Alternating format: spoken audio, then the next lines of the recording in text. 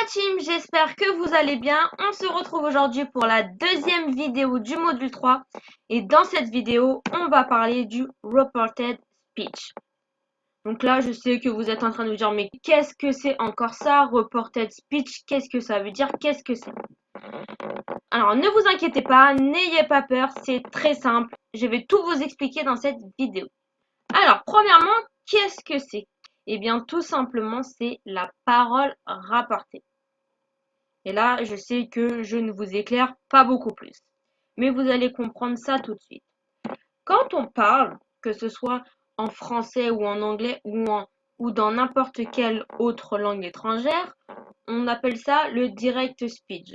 Je m'appelle Delphine, j'ai 22 ans, voilà, donc là je parle directement, donc on appelle ça le direct speech. Mais il y a aussi le reported speech. Donc le reported speech, qui est l'équivalence en français de la parole à rapporter, c'est quand on va rapporter les dires de quelqu'un.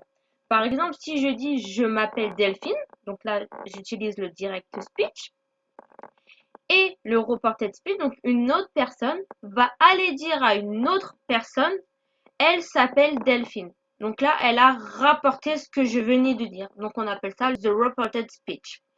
Je vais vous montrer un dessin, ça va être plus clair. Donc là, par exemple, on a une dame qui est au téléphone, qui dit I like Peter. Donc là, elle utilise le direct speech. Elle dit I like Peter, j'aime Peter.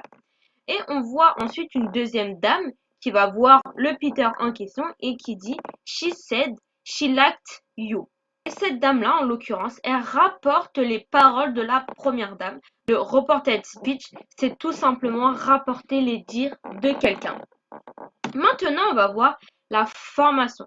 Parce que vous allez voir qu'en fonction des différents temps que l'on va utiliser, le temps de la phrase du reported speech va également changer. Premier exemple avec le simple present. Donc, si je parle au simple present, mon reported speech va être au simple past.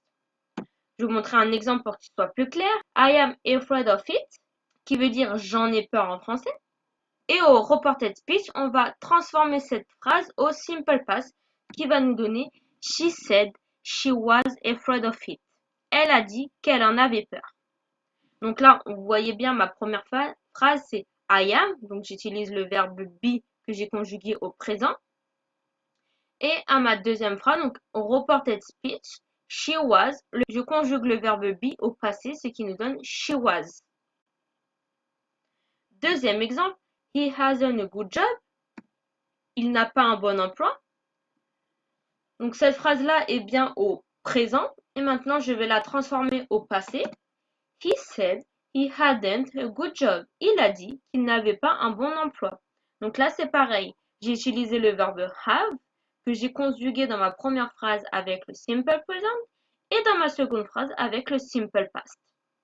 Deuxièmement, si je parle au simple past, le reported speech va être au past perfect. Premier exemple, I was very happy. J'étais très heureuse. Donc là, ma phrase est bien au simple past. She said she had been very happy. Elle a dit qu'elle avait été très heureuse.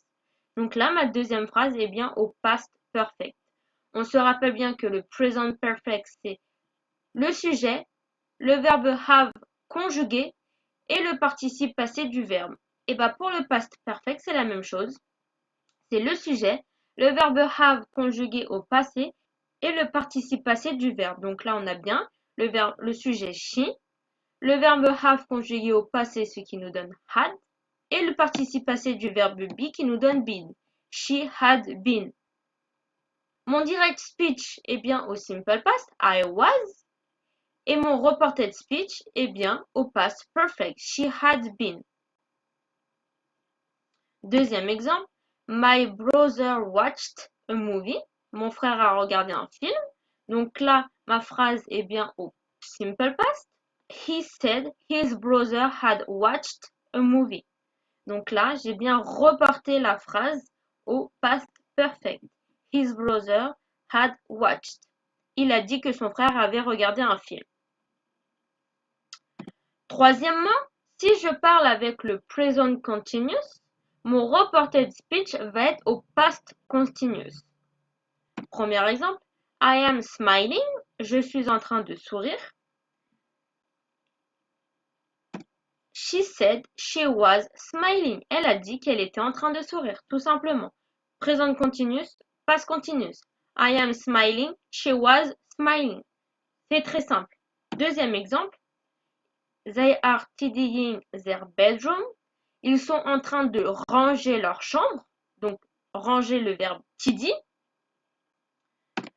They said they were tidying their bedroom. Ils ont dit qu'ils étaient en train de ranger leur chambre. Donc là, c'est pareil. Je parle au present continuous, donc they are tidying. Et le reported speech va être au past continuous. They said they were tidying their bedroom. Ils ont dit qu'ils étaient en train de ranger leur chambre. Et pour finir, si je parle avec le present perfect, mon reported speech va être au past perfect. Exemple, he has been to the gym. Il a été à la gym. He said he had been to the gym. Il a dit qu'il a été à la gym. Donc là, ma première phrase est bien au present perfect. He has been. Et mon reported speech est bien au past perfect. He had been. Deuxième exemple. We have been good friends a long time ago. Nous avons été de bons amis il y a longtemps. They said they had been good friends a long time ago. Ils ont dit qu'ils avaient été de bons amis il y a longtemps. Donc là, c'est pareil. J'ai bien conjugué ma phrase au present perfect. We have been. Et ma seconde phrase, they had been, est bien conjuguée au past perfect. Je vous invite fortement à faire de votre côté sur une feuille ou sur un document Word un petit tableau avec la transformation du temps au reported speech en fonction du direct speech parce que c'est très important, d'accord? Si je parle au présent, je ne vais pas rapporter mon discours avec le present perfect, d'accord? Ce sera totalement faux. Donc, deuxième chose, dans le reported speech, j'ai utilisé he said, they said à chaque fois. Mais une chose que je ne vous ai pas dite, vous pouvez également transformer said par told. Si vous vous rappelez bien du premier module, je vous avais expliqué quelle était la différence entre say et tell. Donc vous vous rappelez bien que les deux ont la même traduction française qui est dire.